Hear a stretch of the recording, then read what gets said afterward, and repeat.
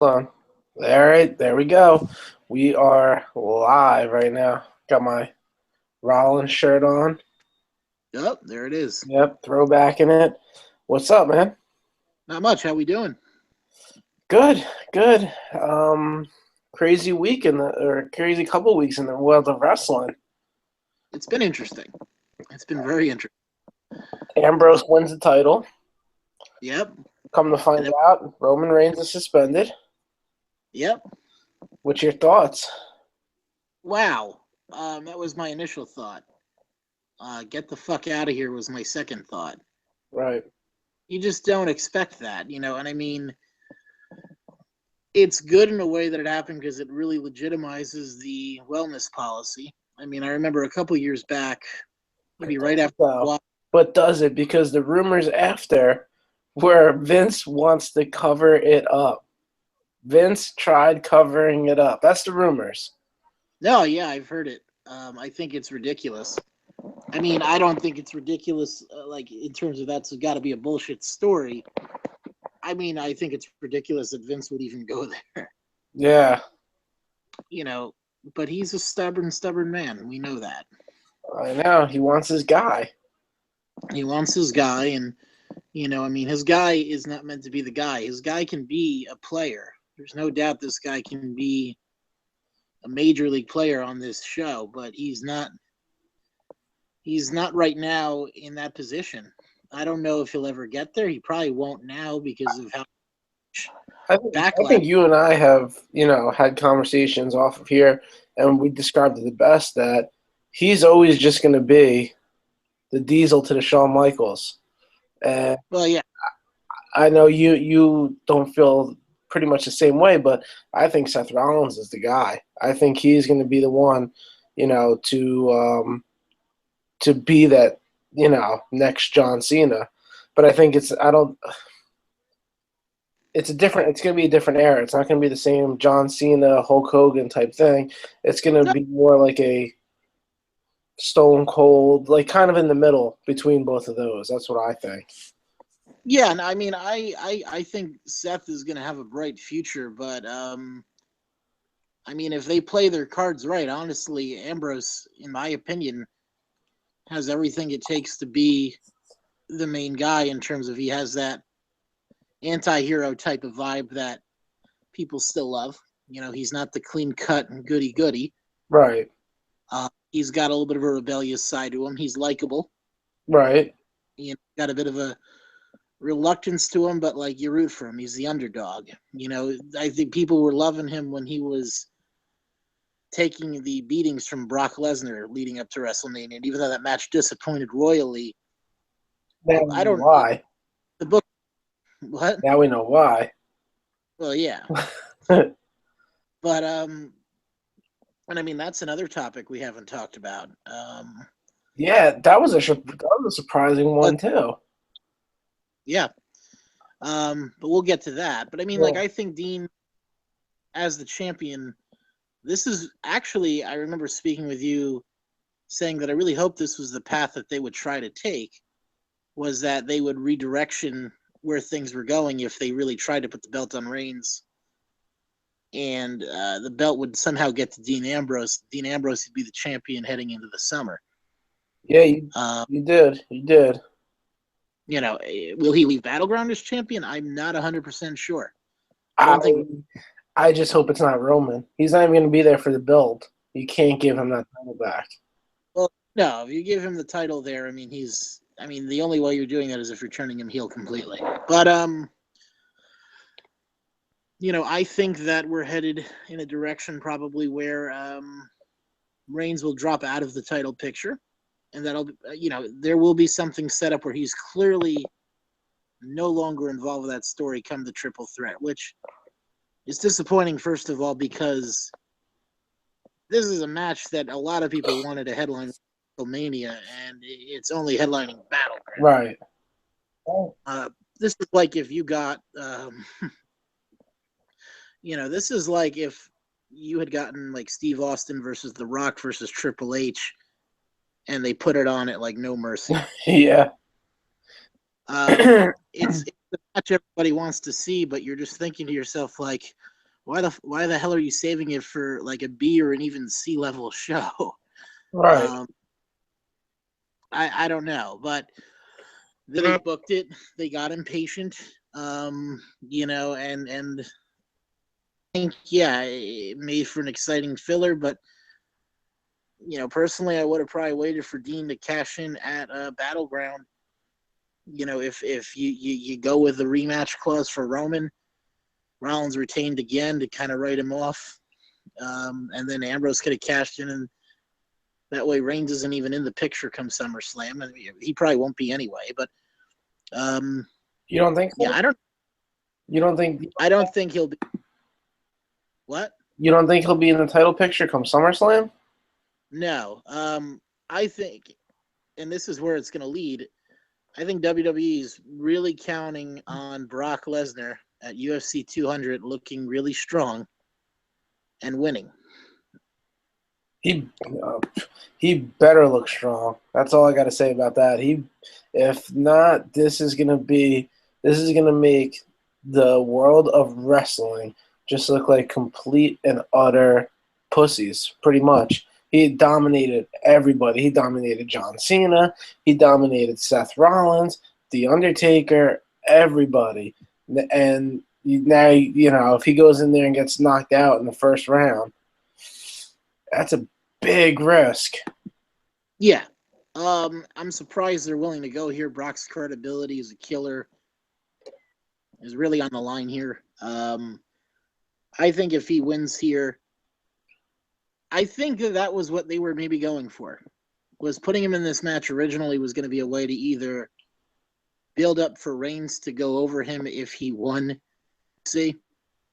and I think this was an excuse for Reigns to beat him. If he won, how great does he look beating the guy who, in the rematch from WrestleMania 31, which one of the best main events that I've ever seen at WrestleMania.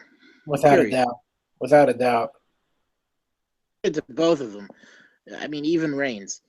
Reigns isn't meant to be the top face, but he's a main event player. And like you said, it's okay with him being the Diesel to Shawn. Like, Kevin Nash ain't a bad career to have. Kevin Nash is not a bad career to have at all. I mean, look at him. He's definitely one of the most influential guys in the history of the business. Right. Not too shabby. I mean, if you're going to say, I guess I'll settle for a Kevin Nash-like career, I wouldn't settle for that at all. I'd be pretty damn happy with myself. No, I agree. But I think what they wanted to do is if Brock won, Reigns looks really strong if he beats him in the rematch. If Brock loses, Reigns can beat him, and that's like your way of saying like Brock doesn't have it anymore. And maybe that's an excuse to move Brock down the card to work with some of the younger guys, so it's more believable. Maybe have some of these guys go over if he fights a Kevin Owens or if he fights a Cesaro. Right. I mean, now I think that if Brock wins, then they feed him to Reigns and Reigns gets killed for punishment. I think if Brock loses, Brock redeems himself by killing Reigns and Reigns loses. That's kind of where they're going to go with it. I think that Reigns' punishment is that he doesn't get a win over Brock Lesnar. He gets crushed, just like everybody else has. Right. He doesn't get the shining moment that he was originally going to have at WrestleMania. Maybe they were going to build to it finally at SummerSlam, with Brock wanting a title shot. Now I think he gets fed to him, and I think you get Ambrose and Rollins for the title for a match between Cena and AJ, even above that on the card. Right. I like where that's going. I guess that we'll just have to wait and play that out. It's just how do you feel Ambrose's title run is going so far? It's still short, it's still young, but it's nice to see a guy who's the top face in the company getting cheered vast majority of the fans. I don't think we've seen that since Daniel Bryan. We haven't seen that long term since CM Punk.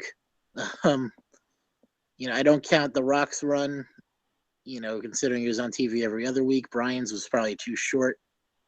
This is a nice change of pace. This is a guy who's going to be on full time. This is a guy that they can build around if they do things right. Dean Ambrose is a guy who has underdog champion written all over him, and him overcoming the odds is going to be fun rather than silly, kind of like how it went with Cena for all those years, where it was just like 8-on-1 ridiculous matches, and here comes Cena and he wins. Dean's going to have a lot more fun with it. And I thought he looked great against AJ. I mean, it's not hard to do that, but how many times do we see the champ lose the Everybody looks good against AJ Styles. I mean, he is phenomenal. Literally the best in-ring performer on the card. I can't wait to start to see him get other matches with Owens and Rollins, and that's going to be entertaining. Well, I think at this point we're guaranteed, with the way things are sounding, AJ Styles will definitely cross off on his resume the world champion in WWE. Here's the question: which world title? Well, that's what we're going to have to find out, because obviously the rumor is that they will, in fact, go with separate world titles when they do the new brand extension. You know how I feel about this. And I'm not that far behind you. I think it is stupid. I think it is absolutely stupid. But if it's like we said, it's like we said, Major League Baseball has pennants, but they have one world champion. They don't have the National League as the National League World Champions, and the American League as the American League World Champions. They have both teams play, the champions, to determine who the champion of the world is. And I'm fine if they want to have the world champion above everybody and have the IC belt and the US title kind of serve as the main belt on both shows. And then the world title is just above them. Like you work your way to get there, because if you get there, you're going to be in line to fight for the world title eventually. Well, that's the thing that scares me the most, is that in recent months we've seen the IC title and the US title. US title kind of fell off after Cena, but really get elevated to the next level, and big time matches, with Cena with the US title, all the John Cena US Open Challenge, and you had the Miz is doing a great job with the Intercontinental title. You've had Kevin Owens doing a great job with it. Can't forget the Zack Ryder run with the title. I mean, that was a legendary run right there. I'm joking with that, but you know what I mean? Yes. We've seen some not legendary, but we've seen some excellent work coming from the, Intercontinental title and US title. This second world title is going to kind of drop it down, because now we don't have a roster as it is. You're splitting them up, and you're going to have guys fighting for the WWE title on one show and the world title on the other show.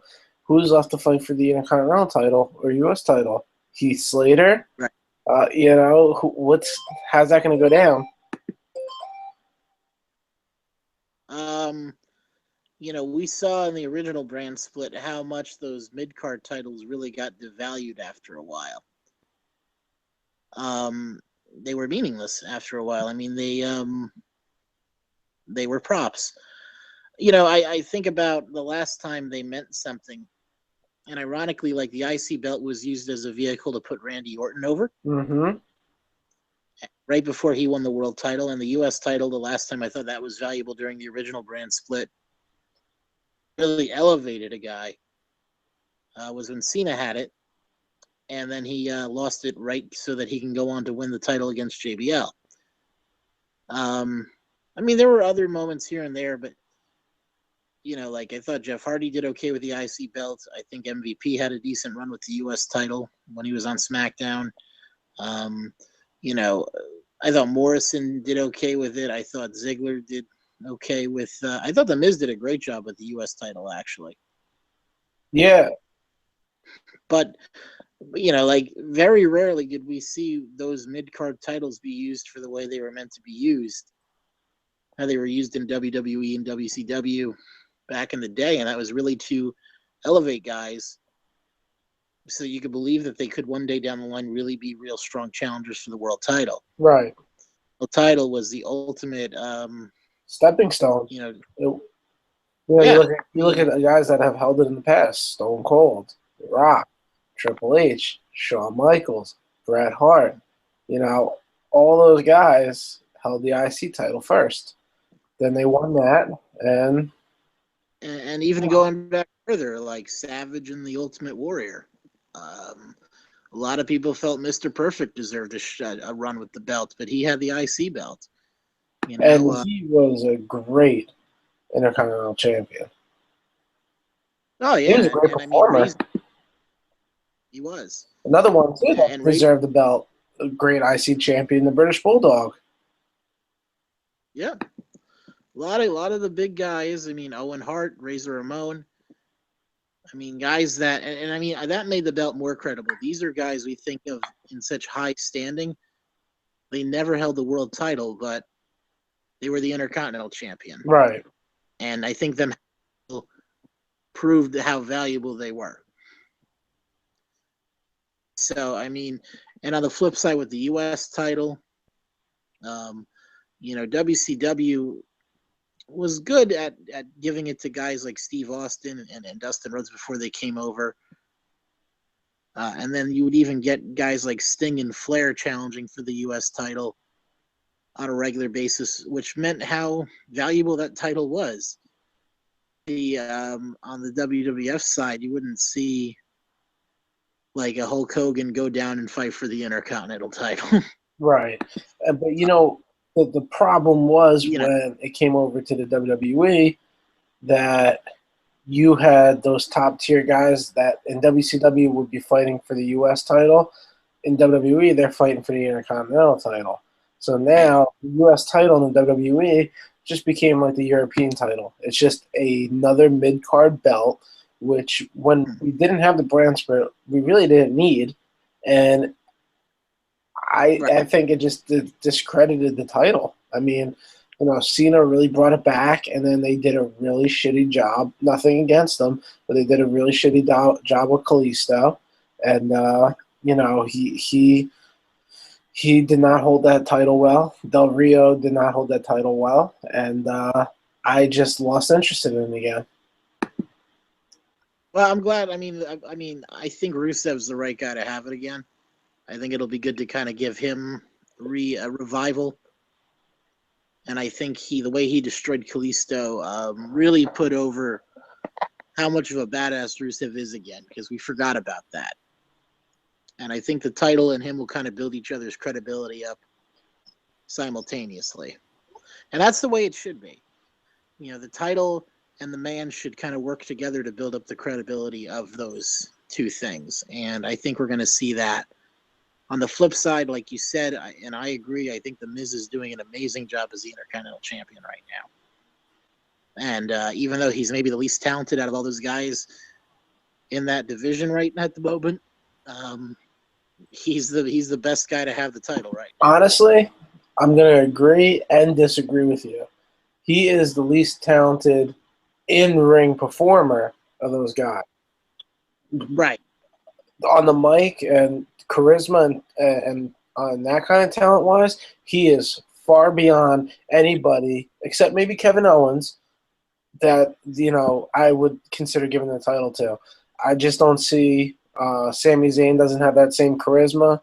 Cesaro, as much as I love him, we all know he doesn't have that same charisma. Vince McMahon will be the first to tell you, but The Miz is just awesome on the stick. I got to give him that. No, and he's been fantastic. The character development is great. If we had this Miz as the WWE champion at WrestleMania, we might be looking at a whole different career for the Miz. I'll tell you that. Well, I mean, it's interesting to see. I think he's in his right spot right now. I mean, he peaked, but he's where he needs to be now, and beating him even adds more credibility because he is a former WWE champion. Right. And it gives you that idea that it's important to win the Intercontinental title because a former world champion, holds that title with so much pride right now. It means that much to him. But let's kind of look at the rest of the picture here. I mean, we're talking about where the chips are going to fall. We've seen a brand extension, we've seen a roster split be done before with mixed results. If is allowed as opposed to kind of end with a bang. And obviously we've seen the power of the brand split. We've seen how it can really move people's careers depending on what show they end up on. Right. Historically, I mean, we were both talking about what we think were the most significant moves of the brand extension. So we're looking at where these guys went, what impact it made on their career, and kind of take it from there. So we're going to do a top 5 of moves during the brand extension era. So, do you want to start off with your 5th pick? I'll let you go first. All right. Well, the 5th one I had, but we're just talking about him right now, and that is when The Miz went over from ECW to Raw. Because a lot of people at the time were picking on John Morrison to be the guy who was going to be the breakout star. You remember they were talking about who was going to be the Jannetty of their tag team. Right, right. Miz was the one who got drafted to Raw, one who went on, despite, I think, a lot of people's initial instinct to be that because Morrison was a better-looking guy and a better in-ring worker and maybe had a more main event style type of gimmick rather than just being this douchey guy who used to be on reality TV. The Miz surpassed him once he got the ball rolling on Raw. He immediately went into a quickie feud with Cena where he got killed, but credibility and lended him a chance to kind of work with a big boy. And then he went on to win the U.S. title and had a long run with that. Then he with the U.S. title he won Money in the Bank, and the guy went all the way from being this part of this tag team on ECW, being probably slated to be the guy who people thought was going to be the fuck up of the tag team, to a guy who actually ended up main eventing WrestleMania and beat, whether it doesn't matter how it happened in the book, guy, the face that runs the place, as he likes to call himself. John Cena in the main event of WrestleMania. I mean, that wouldn't have happened in any other era, but it happens here because the rosters are split and it allows other guys to get more of a spotlight on them. Right. All right. That's a good pick. I'm gonna go kind of when I was talking to you before, you kind of gave me this idea, and unfortunately, I'm gonna go there and talk about how Chris Benoit was drafted to ECW. And yeah, we know the ramifications that has, so I don't need to go too much into it. But he was, days away from becoming ECW champion, and unfortunately, that tragedy happened.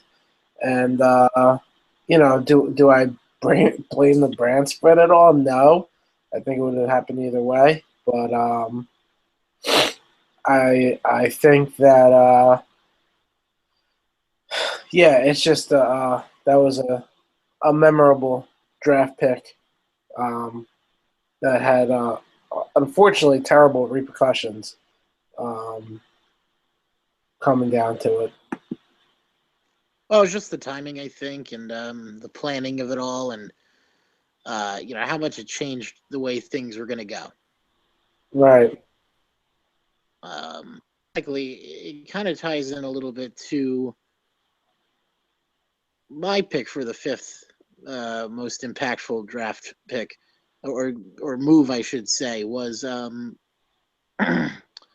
John Morrison was the guy who ended up winning the ECW title because Chris Benoit wasn't there that night.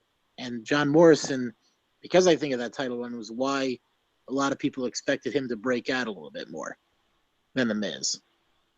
And it didn't end up going that way. But, I mean, it elevated him to a point where people thought he was going to be a main event player. It would have been interesting to have seen how CM Punk would have worked with Benoit.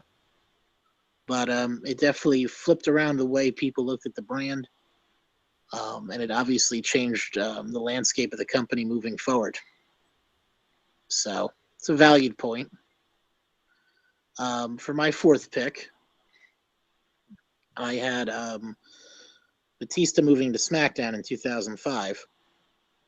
Obviously, it was the ramifications of draft, but it set the tone for where SmackDown was headed for at least a couple of years.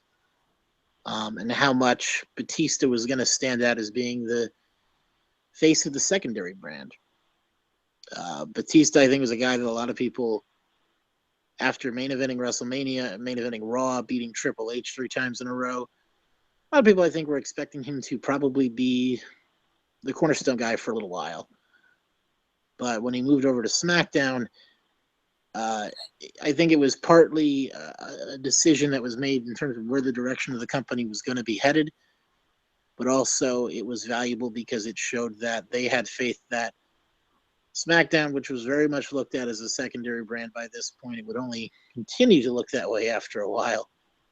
Faith in Batista being able to carry that brand, especially when it was moving to the Friday night death slot in the time, in the TV time. But Batista moving over there, he clearly became a SmackDown guy. He became somebody I think people always associate with that brand when they look back at it at this point. All right. That's a good pick. And I agree. I think, Batista, that became his show. I mean, he just never, I don't know, he just never really fit in on Raw after going to SmackDown. It's hard to follow John Cena, My number 4, I have CM Punk getting drafted from ECW to SmackDown. I think that he, we all know the CM Punk story. He was the guy that, they had no idea what to do with him. He just was, kind of, he was, I'm looking for the words to say it. He was like the redheaded stepchild of the WWE. They stuck him on ECW because Paul Heyman, said, "Give me him. I can make him do whatever." And he had a nice couple run. I believe his first stint with ECW, he won the title once or twice. Twice? Yeah. Once. Once? Okay. Yeah. He really got to elevate himself in SmackDown. CM Punk is that the best way to describe him is like a baseball player going from single A to double A, triple A to the major leagues. And when he went to SmackDown, he really got a chance to showcase himself on a larger scale. He got to do that straight edge society thing, which was awesome. And we all know he went on to go on and win the world title, and he did a lot of awesome stuff on SmackDown. Won the Intercontinental title a couple times. And at the time, I didn't even really like CM Punk, but we saw how instrumental, the development became because he is probably one of the best in history, the best in the world.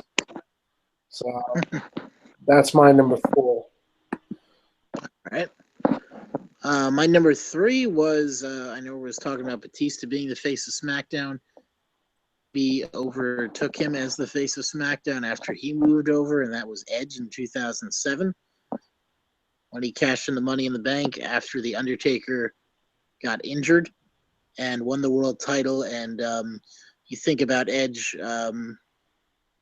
I mean, you think about Edge and Cena feuding during his single run as the Rated R Superstar on Raw.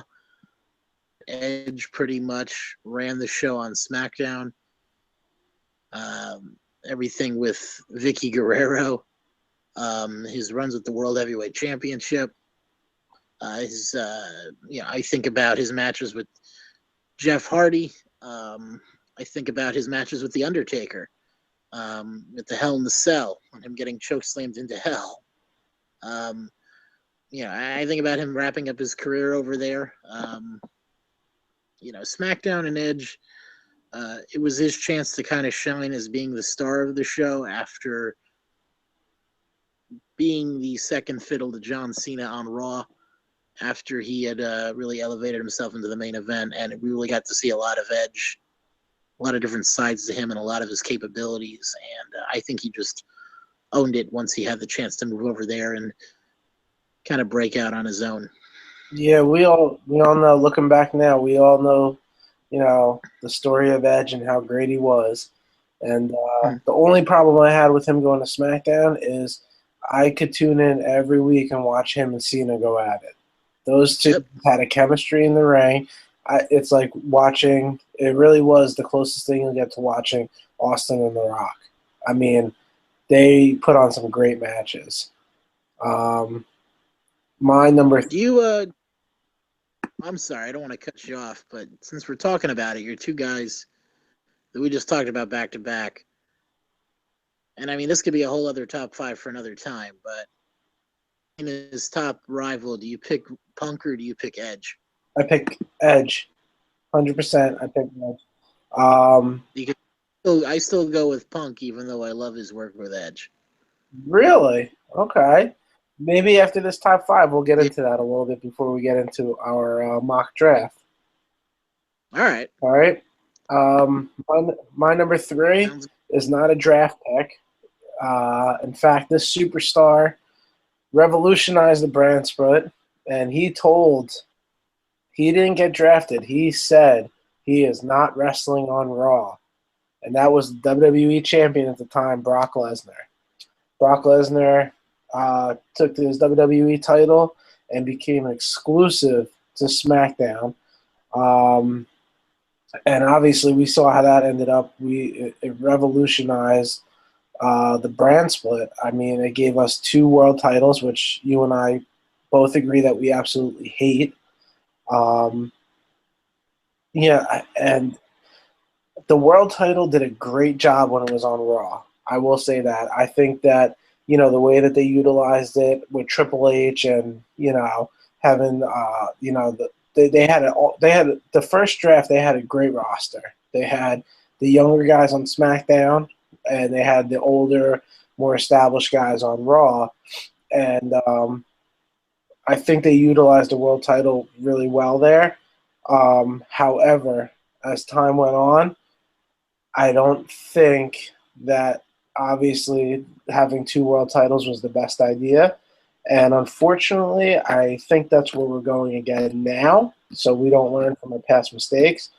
But obviously that was a huge part of the draft. Brock Lesnar signing exclusively with Stephanie McMahon and SmackDown at the time. 2, actually, for the exact same reasons. I think it really established SmackDown as being a brand they were going to really showcase the younger guys, and Raw was going to be the more this is who you're familiar with show. And it also led to the decision to be made where you were going to get 2 champions in the company. And it was a pretty bold move, but it was done. And Brock was for quite a while considered to be the face of the Blue brand. While Triple H was running the show on Raw. And I mean, it worked out for the best because God knows what would have happened if Brock Lesnar was stuck on Raw during Triple H's reign of terror. Get that shovel out. We wouldn't even be talking about Brock being at UFC and caring at this point. But that was my number 2 at this point. So what was your number 2? My number 2 is John Cena to Monday Night Raw. First of all, we all know the shock factor it had because he was that first draft pick. What it was, what 2006 that happened? I want to say. I So 2005. 2005. So he was the first draft pick in 2005. So that means for about 2 hours, Raw had two world champions, both world champions on the same show. Mhm. Now, we all know that Raw is the superior show to SmackDown, and we all saw what John Cena on Raw became 12 years later. So, with that, that's my number 2. That probably, for more than I'm saying right now, is probably should be my number 1 because it is the biggest, you know, Raw really made Cena, or Cena made Raw. I don't know. Depends which way you look at it. But if Cena stays on SmackDown, does he have the same career that he does now? Well, that's my number 1. It's the most impactful move by far. I don't think anybody can dispute that, and I don't know why it's not your number 1. And I'll probably argue to the death whatever you end up picking for number 1, because I'm going to tell you, you might be smoking crack at this point. John Cena going over to Raw, bringing over the WWE Championship, wiping out what we saw over the last 3 years, which was going to be Triple H and his buddies kind of having the pick of the litter on Raw. And it's not a knock on Batista or Orton or anybody like that. It was just a breath of fresh air in a lot of ways. It was a sense that going back to what is naturally what the WWE is, and that's when you have your top face with your main belt on your main show taking on all the bad guys. And, it was a different of John Cena because of this move, too. No pun intended. Cena went from being the hip hop guy to becoming this Marine guy to just kind of being who he is. And with that, I mean, his work improved significantly always. You could see his ability to handle a crowd, no matter how hostile they got with him. The championship, the WWE Championship was looking second rate on SmackDown to the World Heavyweight title.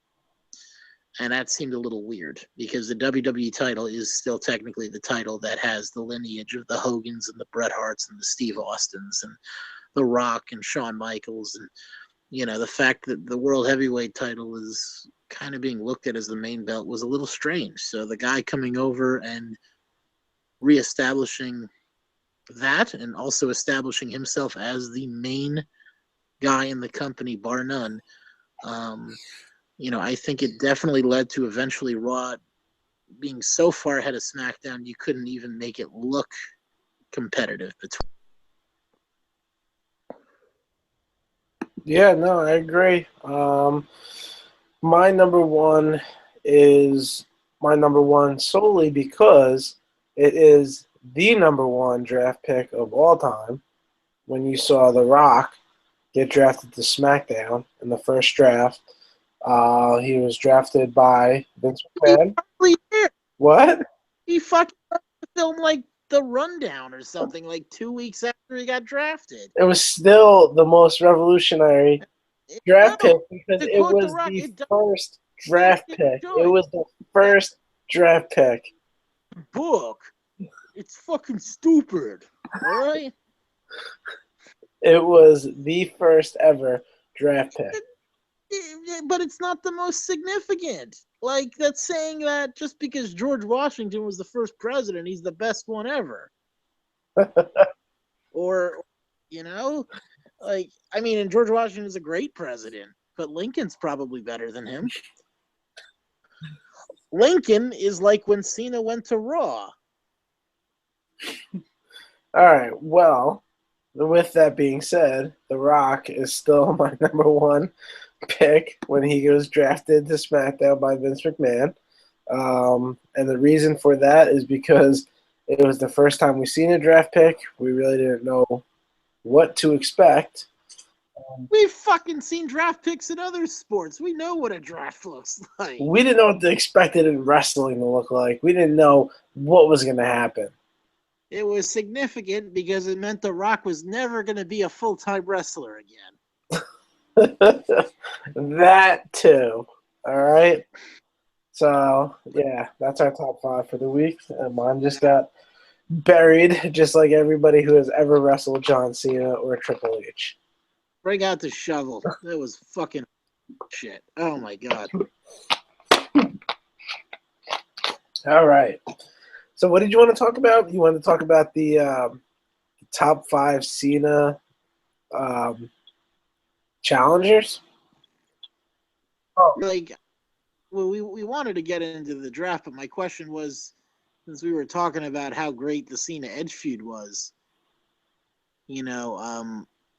I always go back and forth between Cena and Edge versus Cena and Punk. I think those are his 2 best rivals far and away. I think he did great with Batista. I don't care for his work that much with Orton, but it's still all right. But I think when I think of Cena, I think of him and Punk. I think of him and Edge. Yeah, I agree. I mean, those 2 rivalries just really, far beyond really any rivalry that we've seen in WWE, especially him and Edge, in my opinion. Just, I mean, they had to have wrestled about a dozen times in a dozen different types of matches,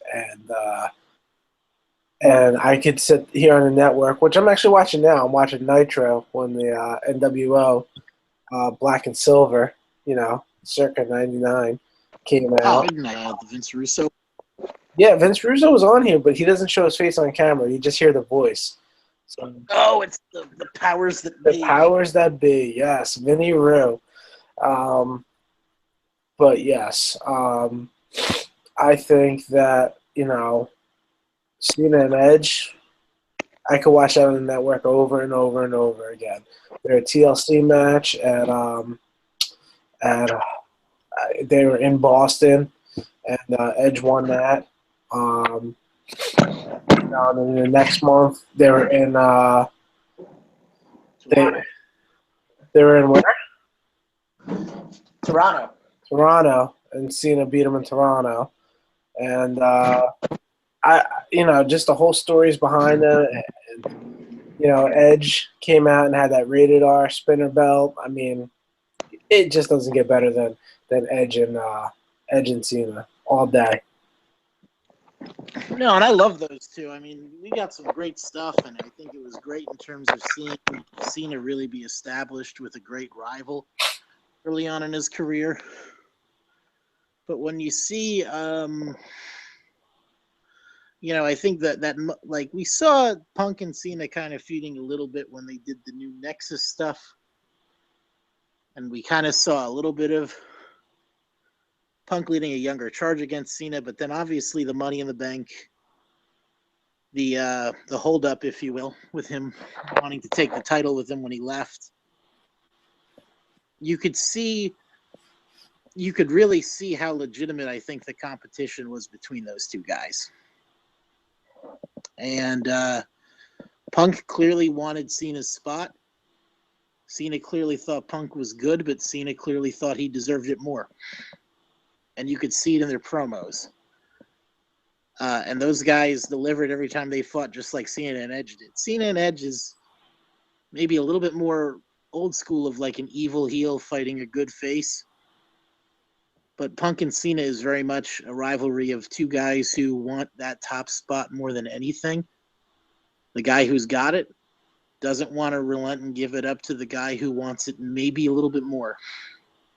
And it's just a battle of 2 guys with really, really, really strong wills, and different thoughts, different philosophies about the business.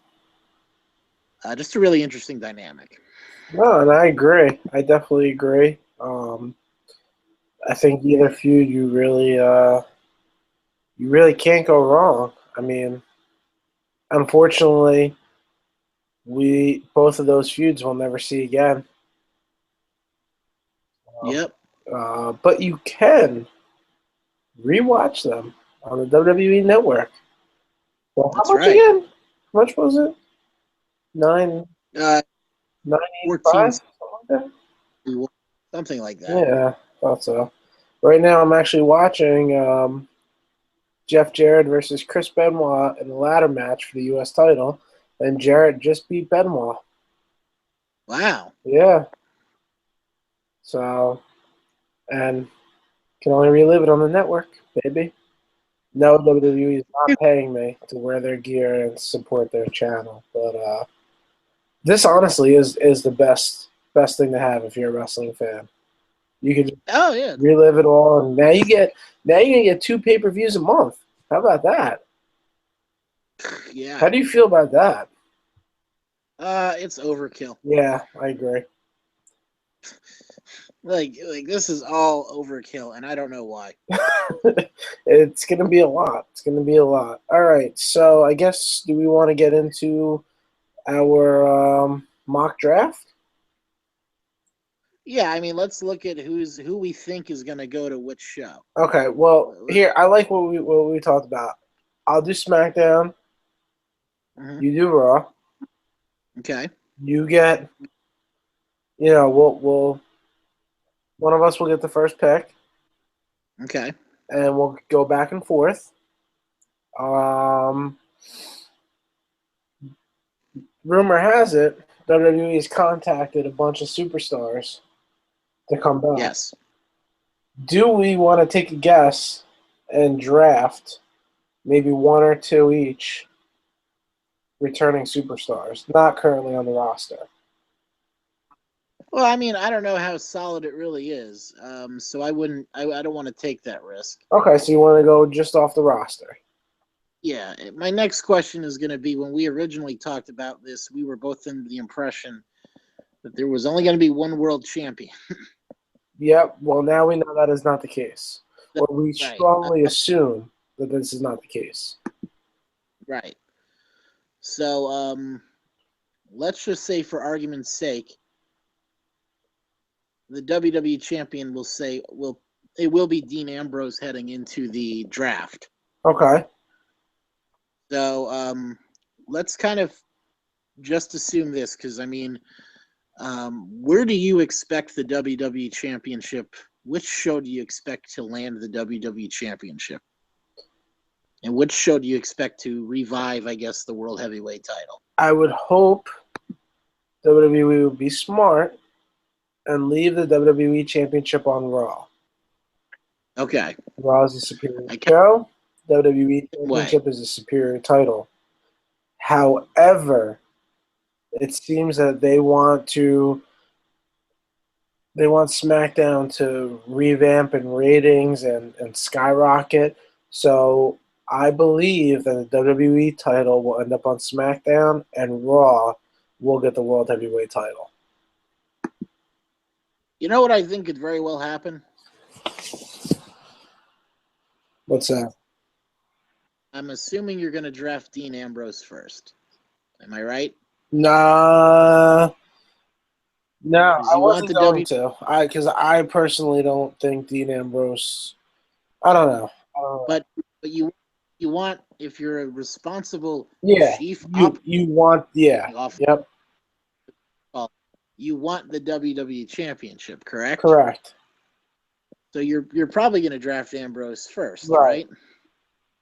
Well, I'm going to draft probably a guy who I think is going to beat Dean Ambrose and take the WWE title over to Raw, and that's Seth Rollins. Okay. Because I think that's probably what we'll end up seeing. Is we'll probably see the whole, oh my God, SmackDown scored the WWE champion, but then in the triple threat, one of the Raw guys, either Reigns or Rollins, most likely Rollins, will win the belt back. And then, you either run with whatever else. It's amazing how many things change as you talk them out because you don't really know where this is going to go. Right.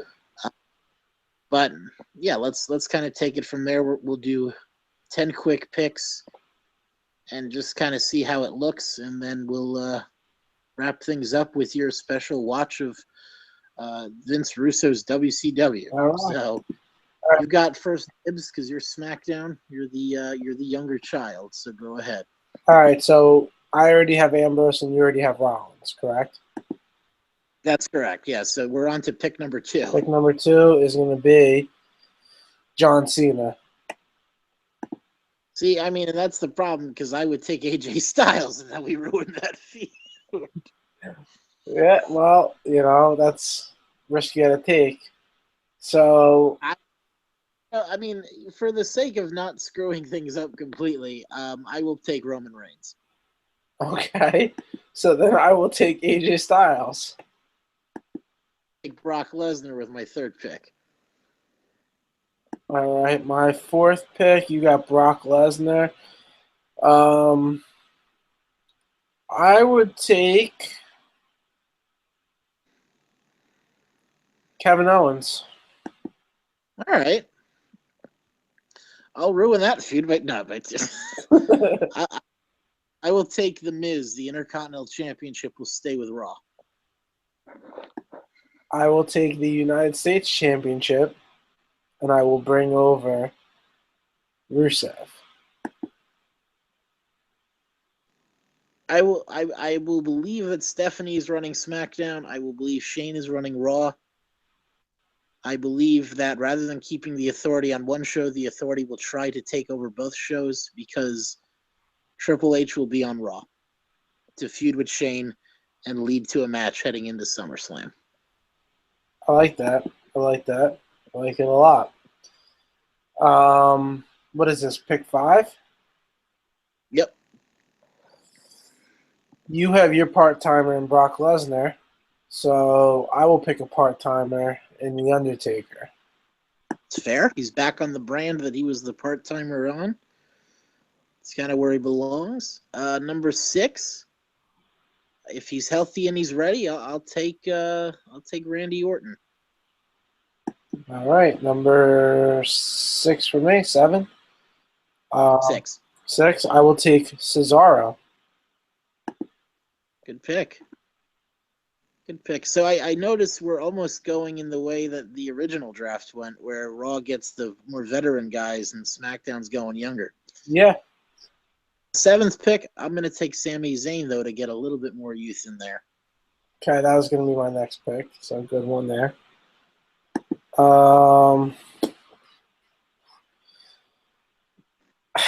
See, you might veto this one because we didn't really discuss what we're going to do. I would like to take the WWE Tag Team Champions, the New Day. I think that's fine because I wanted Enzo and Cass. Okay. Because I think that I think those guys are hot, and I think we established a younger tag division on Raw to counteract the veteran lineup we got in the main event picture. Okay. All right. And with that, tag teams and AJ Styles, I will add the Club to SmackDown. Very well. Well, with my 8th pick, I will take a man with his entire family. I'm taking the Wyatts. All right. Good one. I like that.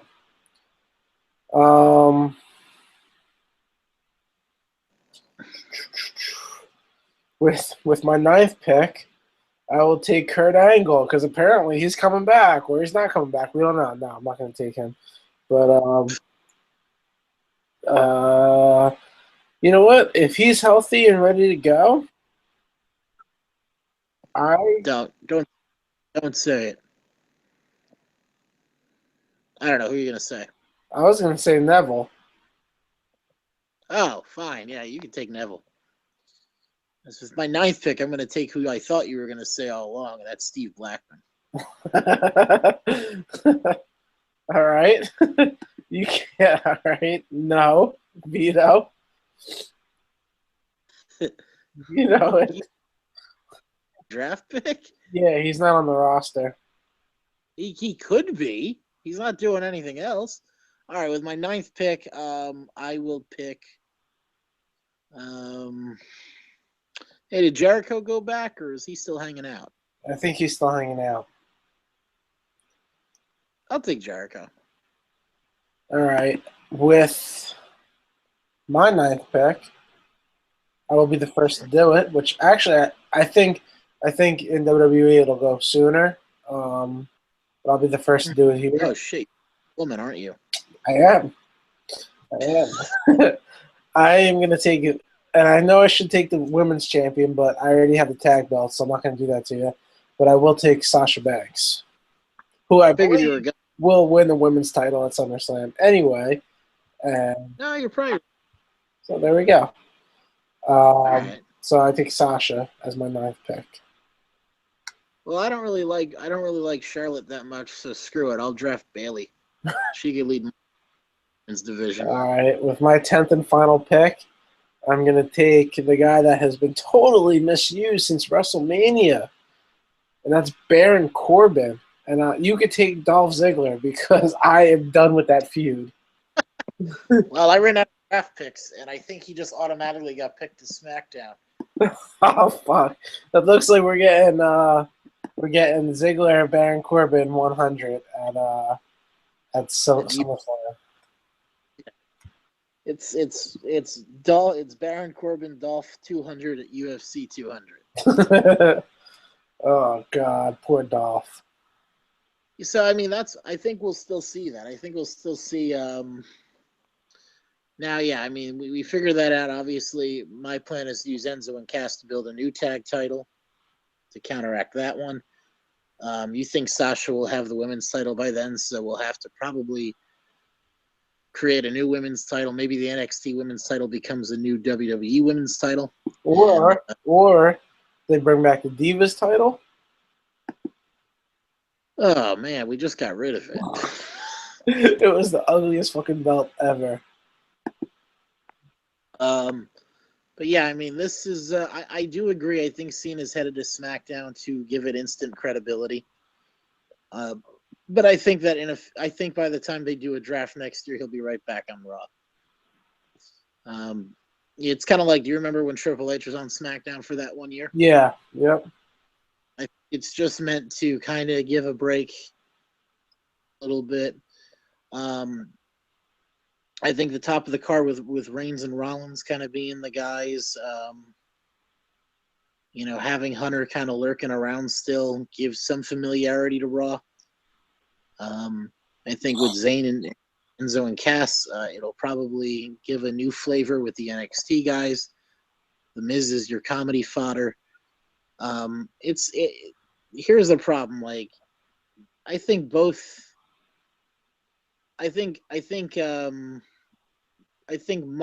my draft on paper looks like it's like, whoa, these are huge names. We know they're not always going to be there. Yours is better, probably in the in-ring department, but ultimately you see the holes in both rosters. Which I think SmackDown's going to need to do. They're going to need to be the more in-the-ring guys, the Cesaros, when WWE does it, the Sami Zayns, the Kevin Owens, AJ Styles. I think they're going to really have to make it an Indies feel, if you know what I mean. Yeah. I think as much as Cena is not an Indies wrestler, I think he can fit right in with those guys and have great dream matches with these guys. Absolutely. No, he's proven it with Owens. He's proving it with AJ. He even proves it when he was doing the U.S. title open. And his match with Sami Zayn in Montreal was red hot. Yeah, no, it was amazing. Sami ended up getting hurt from it, which shows how much he loves this business. That's why I think, Cena and The Undertaker are really only going to be those big names on SmackDown for the simple fact that I think we're still going to get a Cena-Undertaker feud at WrestleMania to kind of put Undertaker off into the sunset.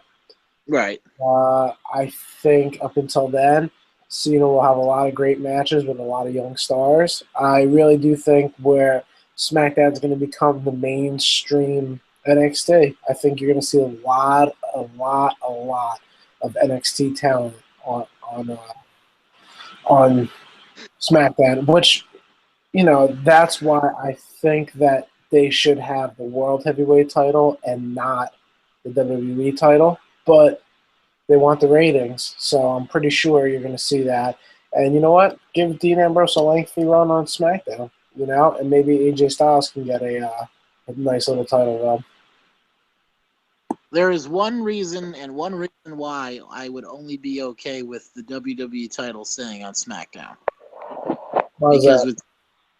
with 2 world titles, it means that John Cena is probably going to pass Flair in the next 8 months as the all-time record holder for world title reigns. I'm sorry to cut you off, but at the rate that we're going, Roman Reigns is going to break the record before Cena does. So slow your roll there. Well, I mean, why don't you just slip more cocaine in his drink and then he could get the fire? But no, I mean, if there are 2 belts, it's harder to keep Cena out of that picture. He might very well win his 17th title at WrestleMania this year if he's in a semi-main event or if he's in the main event. Here's a question for you. And I'm sorry, I Cena breaking the record with a shitty hand-me-down world title would not feel right. The WWE title is his title. Right. And, if he's going to set that record, he should set it with holding the top title in the company, not the second-tier world title. So here's my question to you. Do we get the same world title that we had, or do we get a redesigned world title?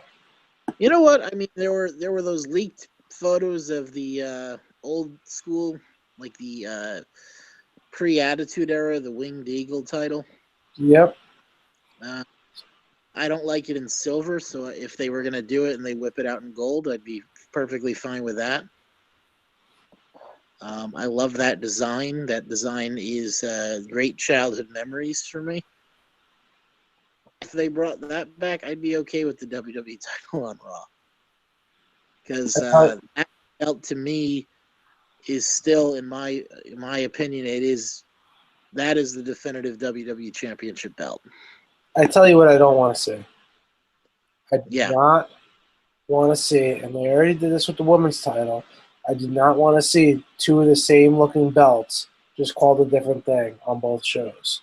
Do not give us another replica of the current title that we have and just call it the World Heavyweight title. Do not do that. No, I think we'll either see the big gold belt come back or we'll see the Winged Eagle put in place. I would like to see the Winged Eagle. I mean, like the big gold belt's an old reliable, but if we really want to establish this as WWE, a lot of time has passed since the World Heavyweight title. I mean, I even still call it, and my friends would still call it the WCW title. Just in short term, because I mean, we associate that belt with WCW. Yep. It is what it is. That was WCW's World Championship belt. Right. Is there anything of this that you're looking forward to? No. Me neither. I fucking hate this. I guess if there's a silver lining, I'm looking forward to what, you and I see as a foregone conclusion that we're going to get Shane versus Triple H at some point. Yeah. However, that means Shane's going to be at the door quick, which I don't want to see that. No. That's probably the one thing that comes with that is when that feud happens, it's probably because Hunter's ready to get back on TV and Shane's got to get back to doing what he's got to do. And I wish it wasn't that way, but we'll see. No, but I've been also hearing rumors that we're going to get the Rollins Triple H feud at SummerSlam. So, I don't know. I don't know which way we're going to go. We shall see. So, but yes, on this network, changing up subjects now, you told me, last week that WWE added new content. Yep. And It is the circa 2000-2001 WCW with our boy leading the helm, Vince Russo. Bro. Let me tell you, bro. Let me tell you, all right? The New Blood first Nitro wasn't that bad. Wasn't that bad at all. No, it wasn't. You know, there was a lot of excitement, and it was nice to see some new, fresh things going on. I thought a lot of the pairings were good. And Vampiro was good. I thought Flair and Douglas was good. I even think DDP and Jarrett in the title feud was good. Your favorite feud of them all, Kidman and Hogan. We know it. The best feud on that card. I fucking love Kidman versus Hogan. It is one of the stupidest fucking feuds in history. Yeah. It is like if you were watching in modern times, if you were watching a feud between John Cena and a pile of dog shit. Poor Billy Kidman, man. He's not that bad. No, Kidman's fine, but like no one can believably believe that he could beat Hulk Hogan. All right, so you have Shane Douglas and Ric Flair. You have Mike Awesome and Kevin Nash. Those guys are out of the picture. Who do you feud Hogan with? I think Scott Steiner was technically part of the New Blood, even though he was like 43 years old. Yes, he was. So I would do that. Scott Steiner and Hulk Hogan? Yeah. Battle of the Steroids? Yeah. I mean, Big Papa Pump was ripping off fucking superstar Billy Graham, and Hogan did that back in the 80s. So it's the perfect combination. Yeah. I would have even done. I'd probably even fucking have Hogan feud with Buff Bagwell or Disco Inferno rather than fucking Kidman. You know who I would have liked to see? They're both in WWF at the same time. They're both in WCW at the same time. They're both here at the same time. And I'd much rather see this person feud with Hogan rather than Sean Stasiak. And that is Kurt Hennig. I think those guys could have put on, and the story writes itself. I mean, you had Kurt Hennig as Mr. Perfect in WWF living in Hogan's shadow, and now you have the New Blood coming in, and it's supposed to be a new era and new young guys, even though Kurt Hennig's not young, you know, neither was Scott Steiner. No. But you could have him say, it's finally my time. It's a new time. It's a new era, you know, and do something like that. I think that would have worked out pretty well, too. Just they turned Goldberg heel during the whole New Blood story, which is a complete fucking disaster. What would you do Hogan Goldberg again? No, only because, and which I'm not saying it's a bad feud or anything. I don't think that's what they were trying to go for at that time. I don't think it was either, but I mean, Kidman. It's anybody but Kidman. Like you said, I would rather have watched Hogan feud with Disco Inferno, and I'd rather watch like Disco Inferno powerbombing Hogan through tables every week and dancing all. I will say that the biggest mistakes WCW made going into that was not signing. What? Not signing Steve Blackman. Yes, not signing Steve Blackman. No, I think that they made the New Blood too much like the NWO, where it was a big group, a lot of guys, and you really had the New Blood versus the Millionaires Club, which consisted of 5 guys, one being Sid, your boy, and our other boy was on the New Blood for some reason. Virgil was repping the New Blood, even though he was 110 years old at the time. Virgil bodyguards of the old guard all the fucking time. But I think their biggest mistake was making the new blood too much of a group. I think they should have just had new talent come in, feuding with old talent putting over the new talent, and if you could do it over, who would you have your John Cena of that WCW? Oh Christ. Well, I mean, Goldberg's the only guy who is legitimately the face of the company. You wouldn't have tried to create a new face? Know who you could have created out of that group of people. I mean, Booker was good, but I don't think of Booker as being the top guy.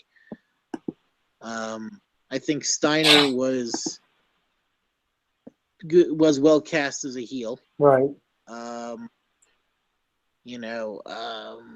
mean, Goldberg was young still. Goldberg was like 33, 34 years old, which, means he had a good 6 years, 7 years probably before he was completely burned out. Obviously, he did not last as long in real time, but a lot of that came, I think, from dissatisfaction with WWE. Right. You know what? I mean, for all we know, if WCW stayed in business, who's to say that they wouldn't have signed John Cena himself to go work in the power plant? And who's to say that? Let's call a spade here. WCW used to do that. Everybody that was in the WWF worked for WCW beforehand. The Undertaker, Triple H, Stone Cold. They all worked at WCW, and they did not know how to use them.